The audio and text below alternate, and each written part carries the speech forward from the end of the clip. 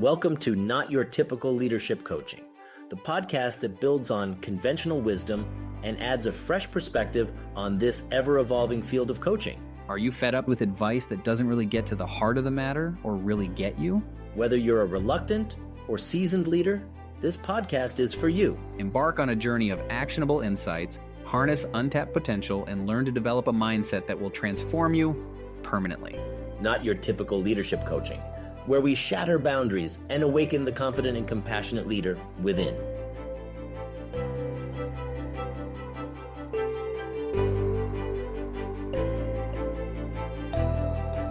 In this episode of Not Your Typical Leadership Coaching, we have guests Geoff Laughton and Mark Johnson, both facilitators and founders of the Undaunted Man men's coaching, mostly groups, and they do individual coaching as well. We invited them onto the show to talk about how the work that they're doing with men is affected by their leadership roles, the leadership roles that they take, the leadership roles that the participants in their coaching take, and how their coaching affects the men that are leaders in their groups. A couple of great quotes from this podcast are, at one point, Mark said, "Nothing that can be taken from you is you." And that reflects the idea that in order to really support these men that are coming to these men's groups, they help them to remember who they are and to return to who they actually are. Again, that quote is, "Nothing that can be taken from you is you." And I asked Mark if that was a quote from him directly, and he attributed it to Viktor Frankl or many others who said similar things. And then we heard Geoff say, "If you're not afraid, you're not ready." And I got to tell you, that wrinkled a couple of brows on my forehead and rubbed me kind of a little bit wrong, frankly. But I didn't challenge that in this episode. So what we did was we scheduled another episode for about a month from now, where we're going to have that be our topic. Again, if you're not afraid, you're not ready. And there's an actual book written that is referred to in this podcast by, I think it's Susan Jeffers, called "Feel the Fear and Do It Anyway." And that first came out in the late 90s. I hope you enjoy this episode. We certainly did, and it might even stir up a little bit of controversy for you, and I hope so. I hope you get some value from it. Enjoy. Well, here we are, another episode of Not Your Typical Leadership Coaching, and today we have special guests Geoff Laughton and Mark Johnson.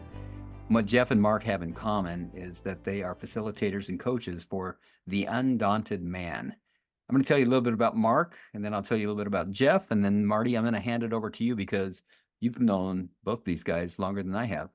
Mark is a trusted advisor and executive coach at Pioneering Leadership and a facilitator and a coach at The Undaunted Man, which is theundauntedman.com.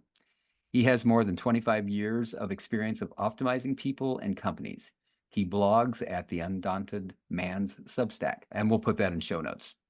And then Geoff Laughton is a relationship architect and coach, multiple international best-selling author, speaker, and workshop leader. He's the founder of the Undaunted Man. He has spent the last 26 years coaching people worldwide with a particular passion for supporting those in relationship and helping men from all walks of life step up to their true potential. Gentlemen, thanks for joining us today. Our pleasure. Marty, take it away, man. Good to hear your voices and to have you with us. Well, let's start with the name. This is a beautiful word. How often do you hear the word undaunted? I mean, it's a beautiful, almost poetic word. And so I'm really curious, and I think our listeners would like to know, how did you come up with that? What does it say about the work itself? Wow, that's a great question. Well, we searched around. We were operating under a different name before and ran into a copyright issue with that name unintentionally. And we were searching around for another name that would kind of capture what we were about and what we want to bring out of people. And when we came across the word undaunted and the definition of courageously resolute, very difficult to think of a better name for the company, because that's what we're really about. Crazily resolute. Crazily resolute, right. Courageously resolute. Oh, courageous. Courageously resolute. Yes. Okay. Courageous. Crazily, that might put a little different twist on it. Yeah. That would be a very, very different company. Maybe. So we get a little of that from time to time. Yes. Is it that people who are not courageously resolute come to you and want to get, or is it that you choose to work with people who are courageously resolute? It's people that want to become courageously resolute. I don't think it's a stretch to say that every man that we work with already have, in many cases, they may already have a great life, or they may have a life that they don't feel is so great, but either way, they want something more than what they have or something different than what they have. And as you know, making those kinds of changes to really change the kind of life that you're experiencing requires courage, and it requires being resolute, being determined and committed to making that change, because it's not always easy. Right. Just one more thing on on the title. So I assume that, like you say, it's central to what people want. What can tell us about how you engender? I'm trying to use a very general word here because I don't want to presuppose how you get courage going in people and resolution. What's the process? Since being undaunted is squarely in the middle of the work, what's the process to getting there? It's a little bit unique to each man, right? I mean, every man has their own journey in a way, and I'm not trying to be cryptic, but every man has his own obstacles to overcome. It always involves some form of what we used to say back in the 90s is feeling the fear and doing it anyway. That's the courageous part. It's not that men become fearless. It's that they become capable of acting in spite of their fear and doing the right thing, however they define that for themselves, in spite of their fear. We help them become that or develop that quality in themselves by helping them see who they really are and having them practice on smaller steps and scaffold them up to the big steps. I mean, Mark's right that every guy's different. And we have tended to attract men who are beginning to be aware, a lot of them, that they've created this life that looks great on the outside, and yet they're bored, they're feeling lonely, even in a relationship, say. They've achieved some level of what most of them, I think, were raised as criteria for being a good man and or a successful man. And both of those are often predicated on external variables, external validation.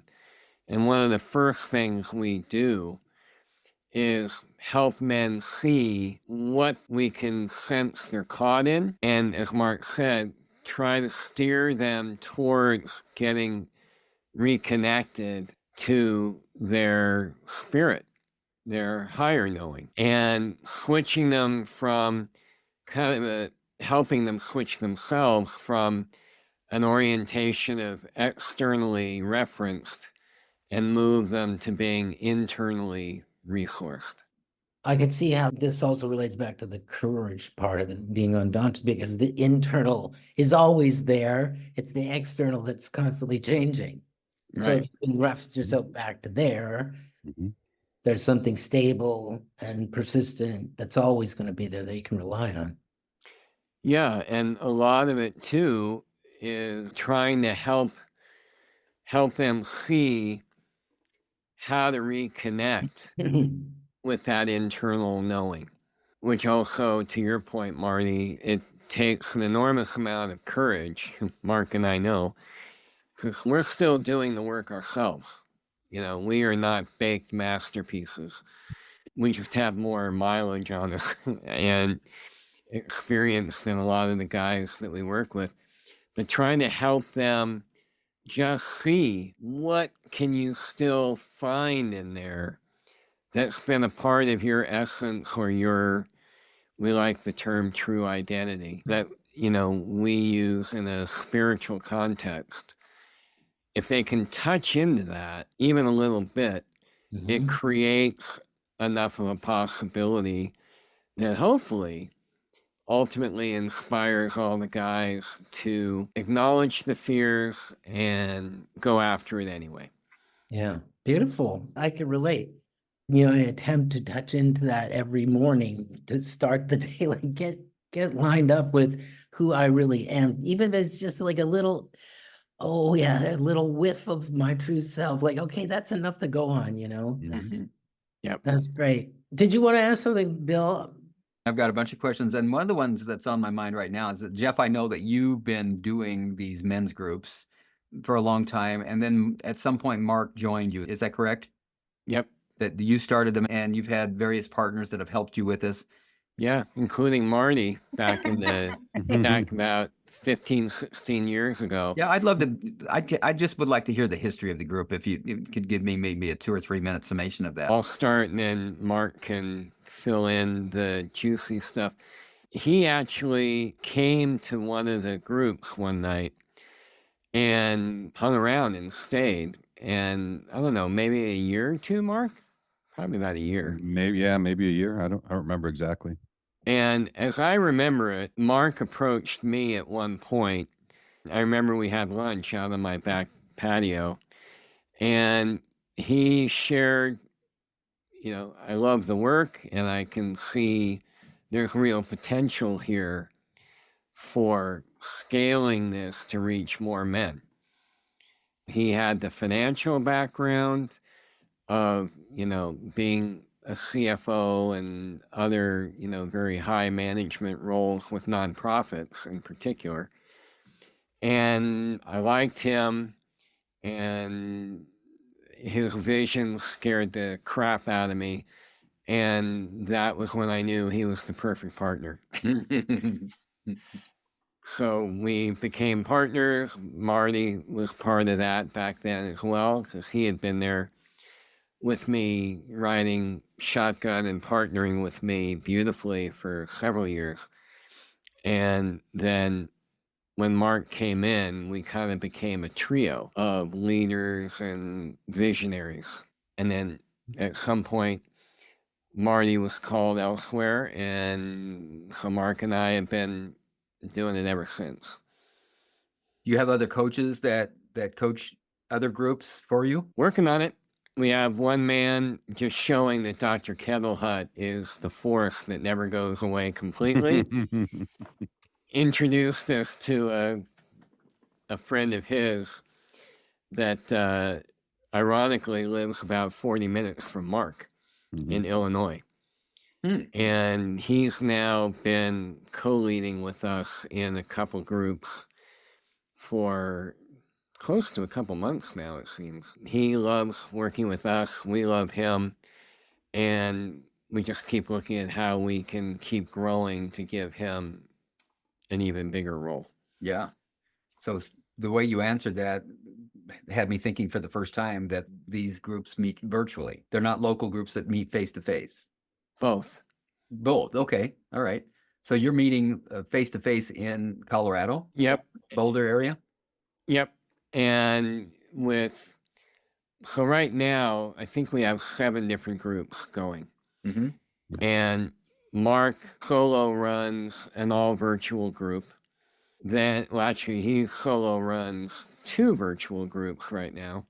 Then with the group that we're co-leading together along with Mike Sherrick is the other man. Mike and Mark come in on Zoom, and the rest of us, most of the rest of the group are in the room.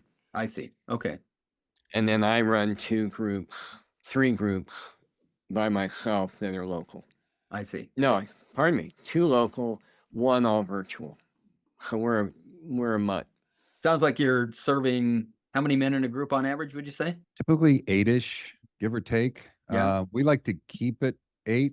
It gets a little more challenging when we get above 8 in our format. I find the same with my groups. 8 is a good number. Any more starts to get a little out of Yeah, it's a little unwieldy, a little clunky. Mhm. That's one thing that Geoff didn't mention. When we were still the trio, we started experiencing growth almost immediately. And we suddenly went from 1 group to 2 groups to, maybe got into 3 groups at that point. I don't remember exactly, but it was really starting to grow. And we've grown it took us this long to get to 7 because we're putting a cap. I mean, Jeff's capacity and my capacity combined, that was it. And it was all in the evenings, and Jeff has a day job and I had a day job, and there was other things going on. So we couldn't really focus. So there's just so much capacity, and we managed to shoehorn 7 groups in to work in the way we have. If we hadn't had those same limitations, who knows where we could be now, because the demand for what we do, the hunger for what we do is almost unlimited now. Why do you think that is? Why is there so much demand and hunger for what it is that you're doing? Oh boy, that is a big question. Well, you're probably hearing the answers to that from the guys that show up in your groups, right? Absolutely. It goes everywhere from my dad was never around, either physically or emotionally or both, all the way over to I don't know how to deal with women. Nobody told me how to deal with women. I don't understand how to have good relationships with women, to I don't know how to deal with this, these strong personalities in my job. There are so many obstacles, and all the mechanisms that used to teach men how to be good men are gone now. They're effective. They've all been torn down over the last 60 years or so. Yeah. What were those? Everything from churches to the Boy Scouts to fathers present in the home to gun clubs to sports to you name it. All of those things now have been because of all of the commingling of the genders, essentially. And this, this is not a political conversation, just talking about the practical fallout. Yeah. When the Boy Scouts, as soon as you put women or boys and girls or women and men in the same room, they both change. They both start acting differently because of the presence of the opposite sex. Yeah. And so when everything is co-ed from, nursery school all the way up, and there's no room for separate male-only spaces, and I guess there are still female-only spaces, but there are no male-only spaces available, it becomes very difficult for boys and men to learn how to be what it means to be a good man, because everybody's behavior is a little different when the opposite sex is around. Couldn't agree more. I am currently in the process of filling up what I call a nice guy group. You all know who Dr. Robert Glover is, and we have him on the podcast. And I've actually got women insisting that they should be in the group, and I'm saying nope. Right. For the very reason that you just said. And I'm open to doing a women's group too for the very similar issues, but those similar issues could fall under the category of codependency. And as Glover says it, the tendency to live life from the perspective of I'm giving so that I can get is a great definition, I think, for codependency. And that's common to both men and women, but it looks different and manifests differently for men than it does with women, and for women than it does with men. And having those groups that can be exclusively supported and attended by that gender makes a huge difference in what happens in the groups. You're absolutely right. People, men and women, change when they're around men or women. Absolutely. To my knowledge, we've never had women that wanted to join our groups. But no, they want to be flies on the wall. But they definitely want to they want to observe, right? They don't want to participate, but they'd love to be sitting in the back row so they could see what was going on. Sure. We have Jeff and I have had conversations with women coaches that kind of bristle at this idea that there's value in male-only spaces for men. But what we have learned, and the psychological evidence is incontrovertible about this, the social evidence seems to me, at least in my interpretation, to be incontrovertible, and this is no knock on single parents, but women can do most of the things that men can do, except teach a man how to be a good man. Correspondingly, men can do most of the things women can do, but they can't teach a woman how to be a good woman, because I don't know what it's like to be a woman. They don't know what it's like to be a man. And it is a fundamentally, viscerally different experience to be a man or a woman. At a spiritual level, at a biological level, there are incontrovertible differences. And a lot of those lines can be blurred, and we can have a conversation about social roles and whatever else. But when it comes to the fundamental essence of manhood and womanhood. The genders are what they are, Mhm. and they stand alone. They stand separate. Yeah. Yeah. Distinct. Mhm. Better word. Thank you. Marty, you have a question there that you'd like to jump in with? Our podcast theme, the theme of this podcast is leadership. Mhm. Maybe we could relate this back to everything we've talked about so far. I think being courageous, growing a business, being those people that either bring people to the genders together or keep them apart. The leadership is running through the whole conversation. That's the theme of this podcast is Mhm. leadership. And so I'm wondering, what are the men in your groups thinking and feeling about leadership? Are you talked about them in their relationships at home and at work? And how are you addressing leadership, if at all, in your Undaunted groups?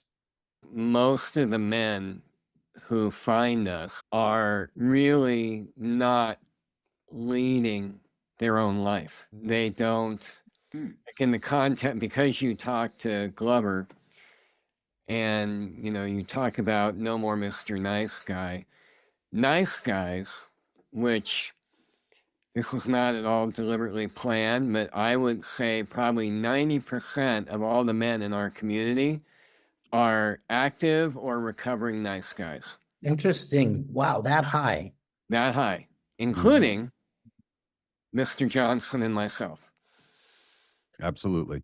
We have a fucking great resume of nice guy things that if we could go back, we would probably, re-record. Anyway, it starts with, whether it is like career issues or a lot of guys either aren't in a relationship or are in one where they're not feeling very happy with. And what we always point to is, well, in particular, where's your masculine leadership showing up in your relationship, in your home, in your career, in how you relate to yourself and treat yourself? So that's one key thing. Yeah. Another is you can't, my experience, you can't be an effective leader if A, you're going to be worried about what other people are going to think about you. And that's territory where, Bill, you truck in every day, dealing with childhood patterns. But then the other thing is, how do you lead if you're not going to take full and absolute responsibility for how you're showing up, how you're behaving, how you're not behaving? So we're big proponents of, you've got to really take a cold, hard look at where you're passing the buck on how your life is feeling to you. Mm-hmm. And if you can take that back, Mm-hmm. and okay, this is me, I'm the only one driving this boat, then we add in a lot of stuff around accountability and integrity, because you can't be a great leader without those two things either. So there's my take on it. Yeah, I think I would only add that it's important to mention that we actually get women. I say this half jokingly. Some of them I think actually have done this, begging us to get their partners into our groups because they want their partners to grow up. One of the catchphrases, kind of the little catchphrase in our community is grow the fuck up. It's time to grow up, because they want their men to be men. They don't want their men to be boys. I get a lot of mileage out of the fact that my partner, she said this years ago, and every time I repeat this all the time, I said, I'm going to use that in all the groups. And she's like, go ahead, because it's true. She says, no woman wants to be her man's new mommy. Right. That's And nice guys. Now, she's never read the book. She doesn't know anything about any of this stuff. She just, that came out of her mouth spontaneously. And nice guys are effectively little boys in adult bodies. And helping them make that transition and step into their own masculine leadership like Geoff described, it's the crux move for that climb for nearly all men. And once they get over that, that's when everything else opens up to them. One of the things that I'm listening for in this myself, because I have a book coming out on leadership in about a month, actually. Excellent. Congratulations. Thank you very much. It was a lot of work, and I very much enjoyed it. The name of the book is Leadership as Relation. Just to keep this not from getting on to my book, but on track with this conversation, I'll make this short. Most of the literature and most of the conversations and seminars and workshops that I've been exposed to on leadership, they focus on that one person who's the leader and what that one person needs to look like and act like and say and do, right? And yet leadership is inherently a relation. It's not just about the leader, it's about the relation to the people who are being led as well. So leadership occurs in a relationship that's the point of departure from my book. So I heard you say, okay, they've got to lead their own life with integrity, knowing themselves and what they're here for, and being true to self. So I want to just open it up to the relational side of this, which you've been hinting at, in a lot of ways, but I just wanted to bring the focus to the relation. So how is it that undaunted men, as opposed to nice guys, let's say, need to show up in relationships differently? We talk a lot we use several terms to kind of frame what you're pointing at, Marty. We talk a lot about what the nature of masculine leadership is, since we are predominantly dealing with men's groups. We also talk in terms of masculine containment, which is essential containment, which essentially what it means is when you are in a leadership role, you take on there's a protector component to that role. And in order to be a protector and so there's the protector role, and then you also have to have the trust of the people that you are leading. And I think that's the relational component from our perspective. Without trust, a leader can't lead. Right. And how does a leader develop trust? Well, they care, and they make sure that, and they let the people that they are leading know that they care, and they demonstrate that care by operating in the best interest of the group, whatever that group is, however you define that group, through protecting that group, making hard decisions for that group, and also reaching out and connecting to the degree that they are able to, with each individual person in that group, if that's possible. That makes good sense to me. So just to really push into this a little bit, so how a protector, and I would add empowerer, in the undaunted sense, different from a nice guy who's trying to protect his mom, right? Well, it depends on the context there. If somebody's trying to break in the house and the nice guy protects his mom by chasing away the robber, there's no difference there. What about in a corporate meeting? The nice guy is operating in his own best interest always. He's Mhm. always manipulating, there's always a hook. There's always this is going to work out for me kind of thing. There's always a sense of what about me in everything he says and everything he does. A leader is able to set that stuff aside and operate in the best interest of the people he is responsible for and responsible to. Thank you. That it's really helpful for our listeners, to hear, because we've still got it. You're on the cutting edge, because a lot of us still have it in our heads. I know a lot of my male clients still, even female clients, still have it in their heads that when you say masculine power or masculine leadership, that means the guy who's going to go off in the corner office and shut the door and keep to himself, right? And that's not what you're pointing at. Absolutely not. When we speak in terms of masculine and feminine, those are not gender specific terms for us. I mean, there's obviously a Venn diagram overlap, but the Venn diagram is not a circle. And so we would argue that when a woman is in a leadership position, say in a corporation, Yep. She is in her masculine while she is performing that leadership role. I got it. In the same way that if a man is at home and taking care of his children for whatever reason, he's likely in his feminine, in a nurturing role with his Mhm. children. So Interesting. people of any either gender they can move back and forth. Now they happen to be more comfortable. People are more comfortable in one than the other. They're in one predominantly more than the other. I happen to be masculine most of the time, but that doesn't mean that I can't go into my feminine and take care of somebody that's really hurting. But leadership itself is masculine. When a woman's being a leader, she's being masculine. Yep. And And that's not a criticism. And by the way, that is not, I want to be very clear, that is not a criticism. That is not a negative. I mean, a woman can be an extremely powerful leader. I mean, Hillary Clinton, like her, hate her, whatever, she is a brilliant leader, very masculine when she's leading. But I'm sure that when she was at home with Chelsea, when Chelsea was a baby, she was a nurturing mother and solidly in her feminine at that time.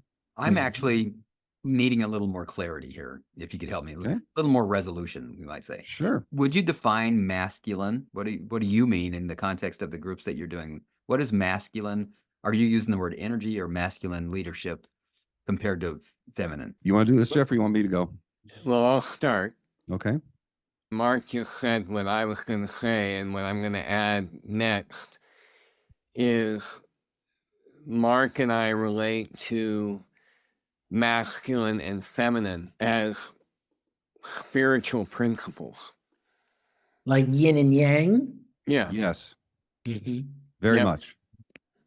It really, so in my experience as somebody who is in this male body that spent decades mostly living in my feminine energy, creative, caring, chaotic, reading, being very much equating my emotions as reality and the truth. And I could be led around by my own nose by myself, following that, and add in the nice guy pieces. I was a train wreck that looked better than a train wreck, but internally, in hindsight, being so oriented there,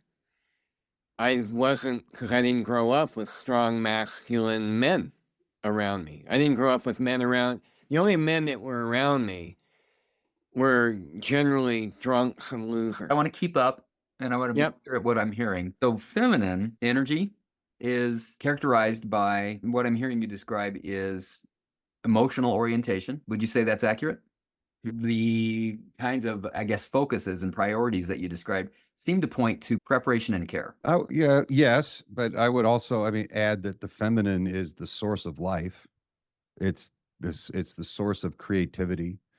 It is chaotic, but that chaos is necessary to balance the masculine order. Masculine energy is the energy of order, of organization, of building. Feminine energy is the energy of creativity. And as I said, it's the source of life. And they are complementary energies. Out in the world today, there's a lot of, argument about which is better, toxic masculinity and all this other nonsense. Right. Masculine and feminine energy, the yin and yang example that Marty uses is the right analogy. They are absolutely, utterly complementary energies. When you have when you have an overabundance of masculine and not enough feminine, the image that pops in my head is of the old Soviet Union, concrete apartment blocks, everything's square corners and lifeless and dull, but it's very orderly, extremely orderly. Nothing happens there. Yeah, got it. If you have an overabundance of feminine energy and not enough masculine energy, it's like the jungle. It's life everywhere. There's no order to anything, and it's impenetrable, and you can't get through, and you can't make sense out of any of it. But when you have a balance, when you have actually, better yet, I don't even like that. It's more like when you have cooperation between the masculine and the feminine, Mhm. then you get an absolutely harmonious and beautiful world. So that harmony, that balance that you're pointing to can be in relationships between men and women, between men and men, between women and women who balance out their own internal feminine and masculine. Yeah, absolutely. And there's a great Well, book. it's going on inside each of us, isn't it? I'm 100%. probably more of feminine man, Mhm. frankly. You're predominantly masculine. I'm predominantly feminine, but I'm a man, Mhm. right? Absolutely. And those emotions and that chaos, they don't, I don't live in like this helter-skelter world. Right. Those are very powerful in me, and they're indicators. I use them all the time, and I've been using them throughout this conversation, right? But they're balanced within me. I'm not, just like emoting all over the floor here. Right. Right. And women typically, feminine women typically don't do that either. So you're right. There is always a balance, but where each of us individually are in our internal balance reflects how we show up in life. And it's important that we don't make this a right wrong conversation, because there's nothing wrong with any of this. As a matter of fact, we argue, be who you are, be absolutely and fully and completely who you are. That's the most important thing. And the worst thing that any of us can do is clamp down on who we really are and waste time trying to be who other people think we should be. Yes. So it's the worst. So with your groups, the Undaunted Man, then fair to conclude that if someone comes in with a problematic level of masculine energy, you help them to tap into their feminine and vice versa? Yes. And if I'm being very honest, we have very few of those men that come to our groups. Yeah. Very few. Very few that come in with excessive masculine energy. What would you say is more common? Feminine, nice guy. And nice guy doesn't imply feminine, by the way. That's important. Yeah, right. It's important. Yeah. So nice guys and guys that have a more dominant feminine energy. So nice guy is characterized by being shown how to be a man by a woman. Yes. Well, yeah, that's shorthand, but yes. Historically, yes. Men from my generation, I'm 69 years old, and the men worked outside of the home, the women stayed in the home. And that left the women to train me on how to be a human being in the world, which meant that they showed me how to be a man. Right. And that's I actually would make the argument, and this is a rabbit hole for another conversation, perhaps, that because we talked about the breakdown of male only institutions and blah, blah, blah. Really the real problem started with the Industrial Revolution, because that's what took men out of the home. It was when the great migration to the cities and men being in factories, and essentially abandoning the women to handle the kids for 12, 14, 16 hours a day. It used to be a joint project. It also created our education system, didn't it? Right. Yeah. The line workers. Yeah. It was essentially the school system was designed by people whose goal was to provide good workers for the factories. Yes. This is a change. So if you wanted to finish something there, I just had another idea pop in, and this feminine chaos just came about. That's awesome. Let me pause you, Marty. Let's just notice time. We need to wrap up within 10 minutes here. Okay. It's a wilder question, but I just got to thinking, like, would Undaunted be more complex or less complex? Or I don't know, what would be the difference of an Undaunted group for trans people, or even just for gay people? I would think that there would be like another whole level of balancing to do when you're not when you're not just talking about a straightforward male, female, but when you get even closer to that middle place where the yin and yang are at play, even more so, like, would that be a more daunting conversation? I will say, I can't speak for Geoff on this, because I don't think we've ever had a conversation about this particular topic, but I would say that I don't think it would be. And it's not because it wouldn't add some complexity for that individual, but it's really important that we're not talking about gender roles here. We're talking about spiritual principles. The only thing that we care about, and this is really important, the only thing that we care about is how you're operating, producing the life you want. Yes. And that's a yes, no question. And if the answer is no, then how can we support you in making whatever decision you need to make? And we don't have an agenda for you. Our only agenda for you is for you to have what you want. Yeah, no, I was just thinking that it would be an even more, and I think appropriately more lively, because it's in that in-between space where, like I have moments this way and moments that way. And in a same-sex marriage, for example, like there's more of a sharing. It's not like he does all this and she does all that. It's like both sexes have to share these roles and these ways of being. So that's how I just thought it might. Anyway, it's a little bit of an abstract question for you guys because that's not what you're dealing with, but it would interest me. I think it's fascinating that'd be a fascinating discussion to unpack, honestly. So just a wrapping up kind of question. How do people who would be interested in your groups, how do they get in touch with you? Couple ways. One, they can go to our website, which is actually theundauntedman.org, not .com. And I think we've done a pretty good job of being pretty transparent about our main operating philosophy, for lack of a better term. And so they can read about all the different things we offer, and there's a contact link where they can reach out that way, or they can also just email Mark at theundauntedman.org or Geoff with a G, Geoff at theundauntedman.org.